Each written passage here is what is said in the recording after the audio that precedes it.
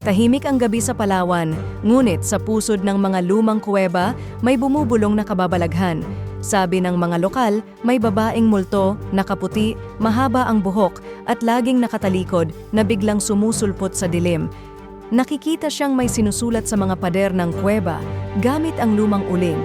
Malabo ang mga letra, parang babala. Kadalasan mga salitang "huwag pumasok" at "kamatayan ang nasa loob" ang nababasa.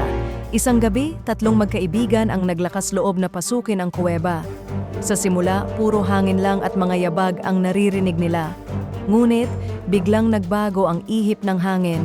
May malamig na kamay na humawak sa isa sa kanila. Sa liwanag ng kanilang flashlight, nakita nilang may nakasulat na bago sa pader, "Walang makakalabas." Dahan-dahang lumitaw ang anino ng babae. Hindi nila makita ang kanyang mukha.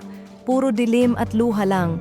Mabilis silang tumakbo, ngunit hanggang ngayon, hindi pa rin natatagpuan ang isa sa kanila. Ang kuweba ay nanatiling tahimik, ngunit ang mga babala ay patuloy na sumisigaw sa dilim. Totoo nga bang may babaeng multo sa kuweba ng Palawan? O may mas malalim pang lihim na nagkukubli sa ilalim ng lupa? Ikaw, may lakas ka bang sumubok?